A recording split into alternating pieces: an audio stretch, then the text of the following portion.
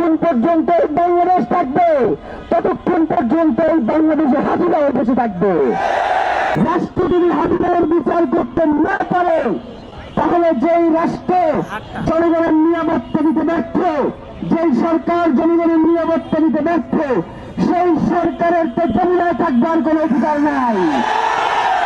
প্রিয় ভাইয়েরা, আমাদেরকে অনেক করে বুঝানো হয় যে আপনারা প্লিজ বাংলাদেশকে স্থিতিশীল রাখুন, আপনারা কাম কুকাম করবেন, এবং জনতার দায় পড়ছে বাংলাদেশকে স্থিতিশীল রাখা। শুনে রাখেন, এই জনগণ রাস্তায় নেমে এসেছে মানে রাস্তায় চলে এসেছে। যতক্ষণ পর্যন্ত স্বাধীনের খুনিদের ব্যাপারে সুস্পষ্ট কোন ব্যাখ্যা আমরা না করে ততক্ষণ পর্যন্ত এখান ছেড়ে যাচ্ছি না। এবং আজকের এই কর্মসূচি থেকেই এই অবরোধ, আজকে এখন থেকে আমরা এই অবরোধের ঘোষণা দিলাম শাহবাগ থেকে।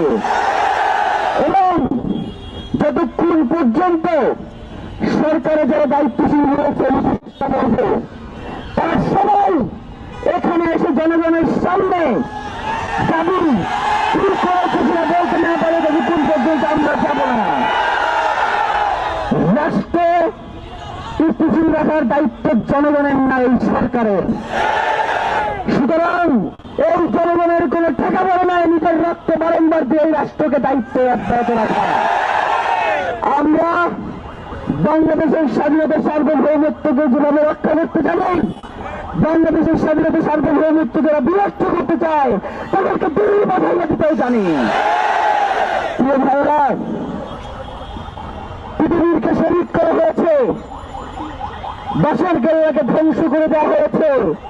তারা মনে করেছিল যে বাসের কেল্লাকে ধ্বংস করার মধ্যে দিয়ে আজাদির এই লড়াইকে থামানো যাবে, কিন্তু তারা সেই লড়াই থামাইতে পারে না।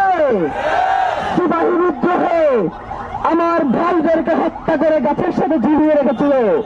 তারা মনে করেছিল আজাদির লড়াইকে থামিয়ে দিতে পারবে, তারা পারে নাই। তারা 47-এ এই আজাদির ভূখণ্ডকে স্বীকৃতি দিতে চায় নাই। বাংলার জনগণ সেই স্বীকৃতি আদায় করে নিয়েছে। তারা 71-এ আমাদেরকে স্বীকৃতি দিতে চায় নাই।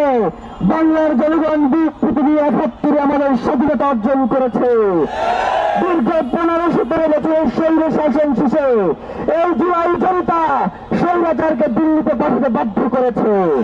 সুতরাং আপনারা যদি মনে করে থাকেন শহীদ হাজিকে হত্যা করে ইনকিলাব মঞ্চের কার্যক্রমকে বন্ধ করে দিয়ে আজাদির এই লড়াইকে থামানো যাবে, আপনারা বোকার স্বর্গে বসবাস করছেন।